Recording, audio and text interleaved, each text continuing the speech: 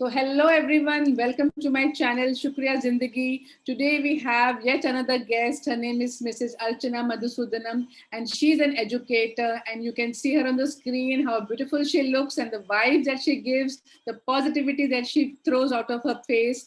So welcome Madhusudan Madam, Archana ma'am. Welcome to our show, and tell us a little bit about yourself, Madhusudan ma'am. What are you doing and what are your activities? She's an educator, and you know that educator is a noble profession, a very, very noble profession, and she's working in India. So she's doing a lot of work for a lot of students and youngsters. So please tell us a little bit about yourself, ma'am. A very good evening, Dr. Chadda, and it's a pleasure to be with you this evening. So like you mentioned, I am an educator. I've been in the industry for more than 2 decades now, and I am proud to claim that I have impacted several lives.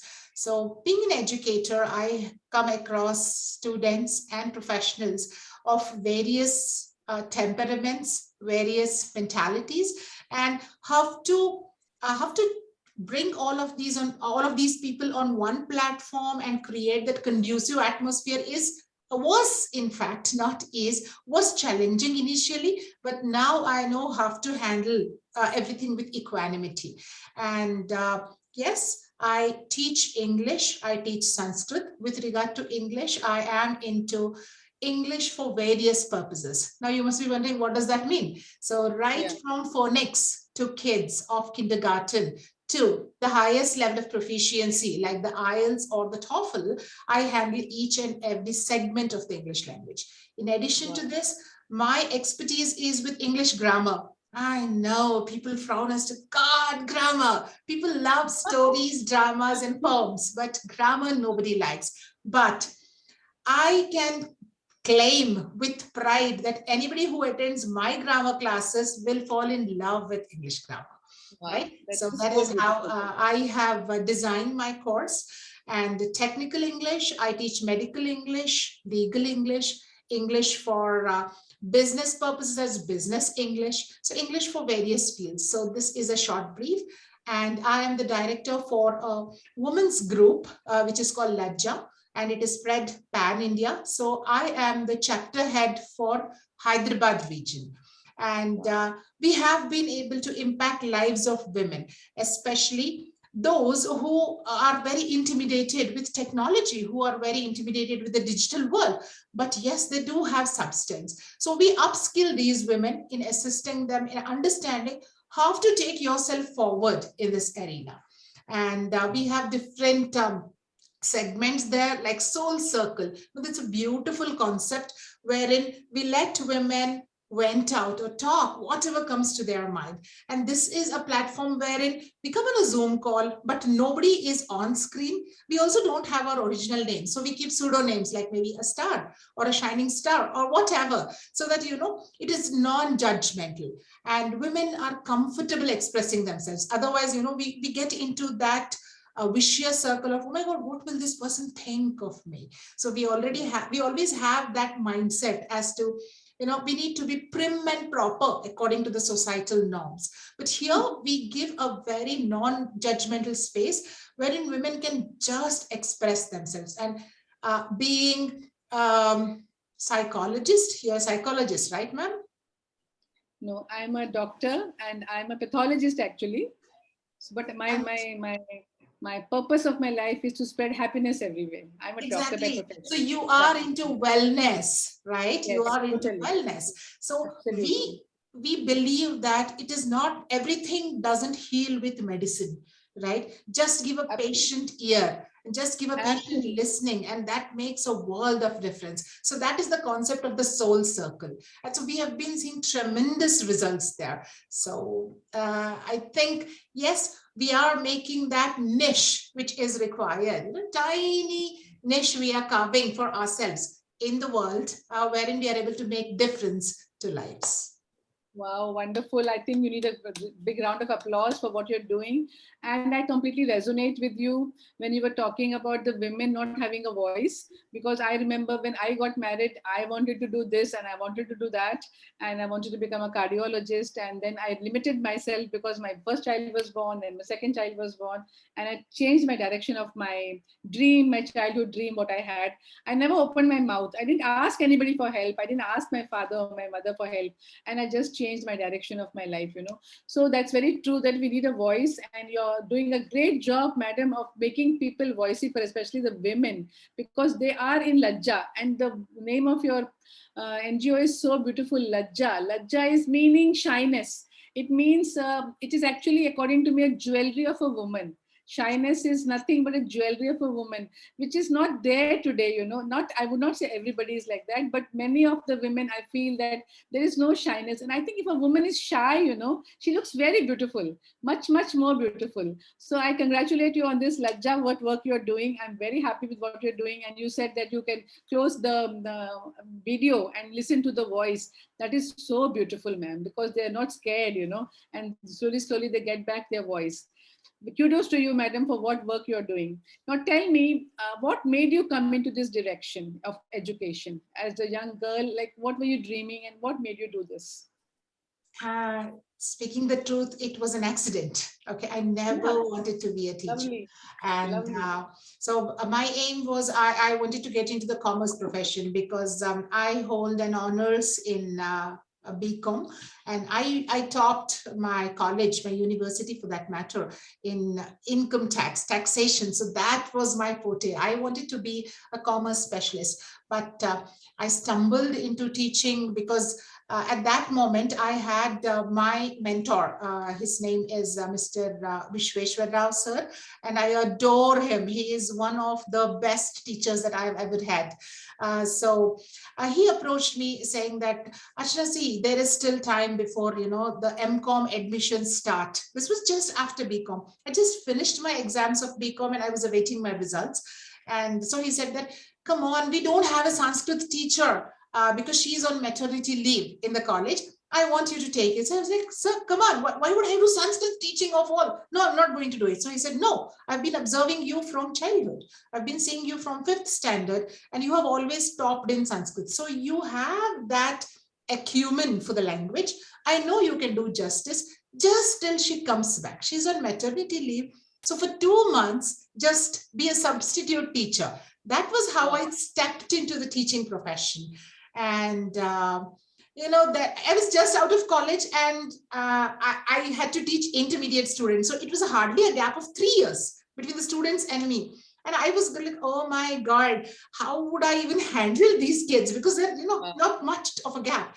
But then once I donned the role of a teacher, I knew that this is it. I cannot be anything but a teacher, right? And that's how I pursued my master's in Sanskrit. And once I got my degree there, English has always been my passion. So I did my master's in English as well. So I call myself a language skills specialist. Be it English or Sanskrit, I handle. And this is one thing where people are surprised as to English and Sanskrit, come on, one is the most ancient of languages, and it's the most modern. Yes. And I handle both with elan.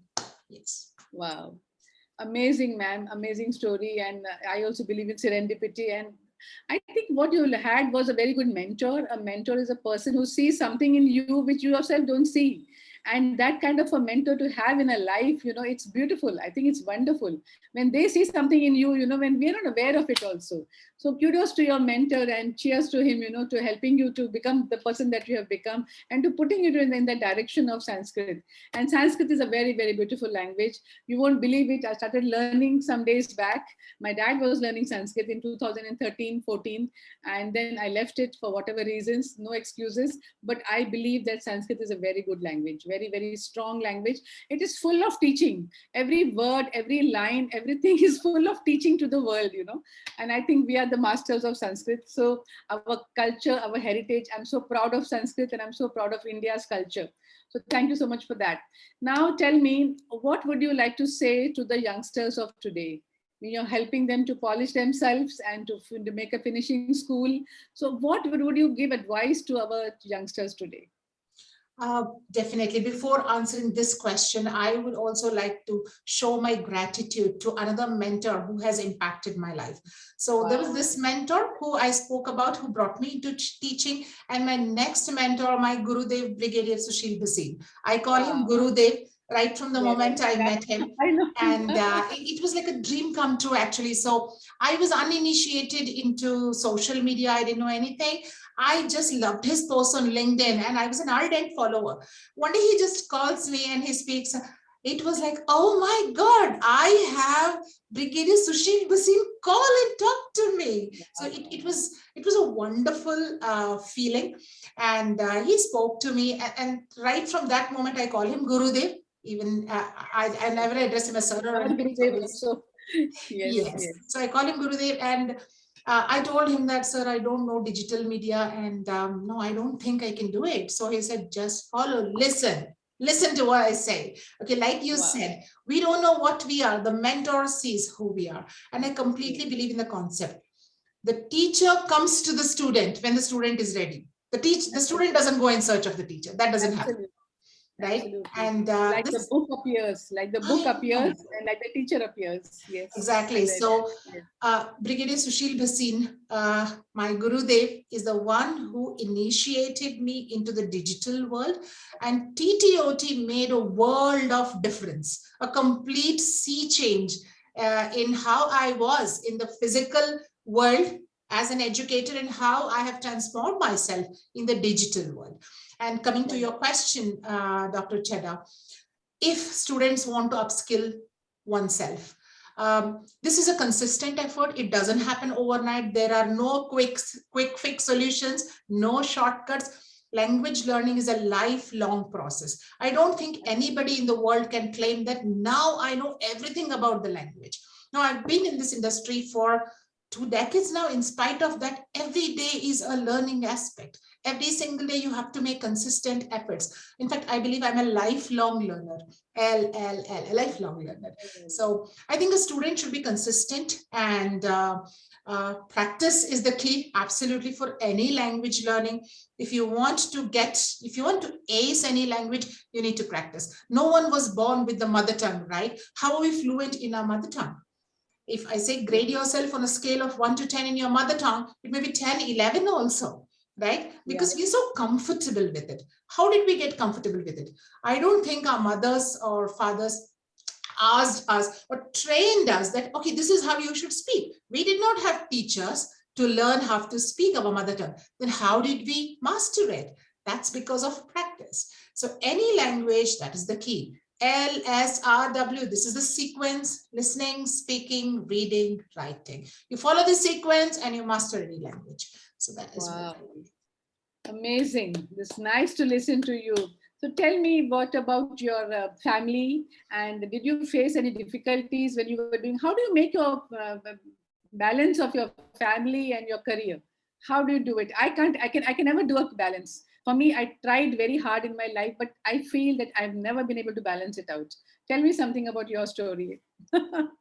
So talking about the work-life balance, Dr. Chadha, I've been very lucky in this aspect, I must say, because I've been a freelancer all my life. I've never been an employee. So, marzi ki malik is what we say. So if I want to work on that day, I open slots. If I don't want to work, I just close my calendar and I don't work.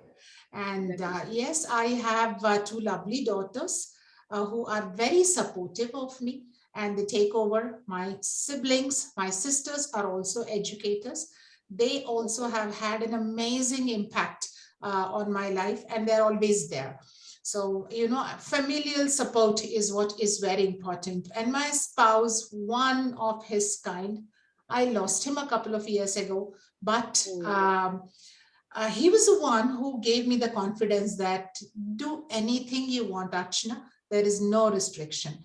You want to work. You do not want to work, don't work. I'm always there, right? So that was what actually, I just let my hair loose and focused on what was my passion. It was not that I'm compelled to work or something. So that is what gave me this impetus to learn more and more, upskill, and have those requisite armory around me, wherein I can handle anything. If you wake me in the middle of the night and ask me anything related to my subject, and I'll be on dot. So that is how I gained the expertise. So it was all spousal support, family support, and now my daughters, who are my anchor. So that is how I have managed. I'm lucky. We are very lucky to have you as our mentor for our TTOT. We are very, very lucky to have a great person like you. And you have seen a lot in your life from what you shared just now, but it never reflects in how you behave, how you speak, how you are. You never show us what about your previous journey is, but kudos to you. And I want to ask you one more question, that how do your daughters, they look up to you? I'm sure they'll be very proud of you for what you are doing. And I think what drives you is mostly your passion, your passion. So how do your daughters look up to you? In fact, it's the other way around, Dr. Chadda, because these girls keep teaching me so many things. In fact, they tell, Mom, you do not even know this. Come on, you're an educator. You've been in the industry. You claim to be a master. You don't even know this. I don't know how to use the Insta. Right? So they told, come on, it is step by step. It's not rocket science. So, they simply have this, phrase, figure it out, is what they say. And then I struggle, and then later they come and say, oh, it's simple, do this. But then, it has always been like this. I did this to them. Okay. I never gave them an easy life. I was a very, very strict mother, I must say. A very hard taskmaster. And let me share this quaint little story with you, Dr. Chadda. My elder daughter was 2-year-old when I started practicing phonics in English, or started training for the American accent, because I wanted to get into a BPO as a corporate trainer. In fact, I am a corporate trainer. I am a posh practitioner. I'm also a neuroscience certified practitioner, right? Wow. So now this is a beautiful amalgamation of things wherein I am able to, mingle many aspects and create that sweet spot wherein I'm able to make a difference. Right. Yes. So when I was practicing for my American accent, I used to sit for hours together and repeat in practice. And my little one, she used to sit and observe me. I thought, okay, TK, she's only a 2-year-old. She has nothing better to do. And she's doing this. And when I had gone for her kindergarten admission in the 3rd standard, that was when it was like, oh my God, this is amazing. Because I realized that she had absorbed everything that I was doing. And when the principal took a small interview, and she asked her, what is your name? So she said, I'm Manaswini. And then she asked, so do you know the alphabet? Of course, I do know the alphabet. In fact, I can recite a couple of rhymes. And so the principal was like, even I was like, oh my God. And then I realized that she had absorbed the accent so well, and she was doing it like a pro. In fact, I was not able to get on to that level of how she was speaking. So today she is a 22-year-old, and I can proudly claim she plays around with the language. She brings in different accents of English. She speaks the Indian English, she speaks the Brit accent, the American accent. She plays around with it. So I'm proud of what she has modeled herself. Proud of you. Right. And so, yes. And I can say I'm proud. I'm a proud mother of 2 very lovely and strong daughters. Yeah. So the difference between daughters and sons is that my son, if I ask him for help, he will say that what? So I'll ask him, let us say, reels kaise karte hain? Insta mein reels kaise karte hain? So he says, didn't I tell you that last month? So I said, no, you did not tell me. So he says, okay, take a paper and pen and write it down. And this will be the last time I'm telling you. And if you don't understand that, don't ask me again. So that is the strictness of a boy and the compassion of a girl. She'll come and tell you. She comes and tells you, even though she asks you to figure it out. Yes. And recently, I've become very friendly with my daughter-in-law. So I don't go to my son. I just bypass him because he's so strict with me. And I said, I don't care. I become very friendly to my daughter-in-law. So I said, please, you show me whatever I need to be showed. So she's also working. So whenever she's free, she shows me. That's the beauty of our children, And as you rightly pointed out, we are the people who are learning from them, and we are and we are learning a lot of other things also, which we can share at some other time. So Yes. thank you so much for being with us today, ma'am. And the struggles in life, they make us very strong. And one last question which is coming to my mind is the passion with which you're working. How do our children find their passion? I find that many children, at the time of 12th standard in our country, they have to choose a career and they're not really sure, what they really want to do. And I feel very bad. In America, they have different options, they let them go to carpentry, they let them go to stocks, they let them go to pre-medical, they let them go to commerce, and then they can come back and they can juggle around and they can change. But here, we have to decide, in 12th standard. So how is it that how will they find out their passion at that time, at such a young Uh, age? That's a very pertinent question, Dr. Cheda, plaguing many parents and children. And in my years of experience, what I have observed is most of the time children are pushed into one or the other choice, because there's a lot of peer pressure as to, hey, my sister's son is in America, he's doing his master's in computers, or my neighbor's child is doing this, so you also have to do this. And like you rightly pointed out, there's no other profession but for engineering, and you either be a doctor or be an engineer. You have a son, he is an engineer. You have a daughter, she's a doctor. So I face this struggle. I actually wanted to be a doctor as a child, but unfortunately the family circumstances did not allow, because we were 4 siblings and my father gave up and he said, I cannot invest on one child for MBBS and deprive the other children. So I went with the flow of it. But you know what, I indulged in my passion of being a medical associated with the medical field by getting into medical transcription and being a faculty for medical transcription. So I love doing that. So I always had this, that I couldn't be a doctor, so my daughter should be a doctor. Right? It happens. So when I told her, she said, oh, okay, fine. If you want me to be a doctor, I will be a doctor. But my heart is not in it. My heart is in social sciences. So I will be a doctor, but I will not be able to deliver my best. So I told, okay, child, do what. So my husband was always like, see, we only show the path. We are not going to push her into anything.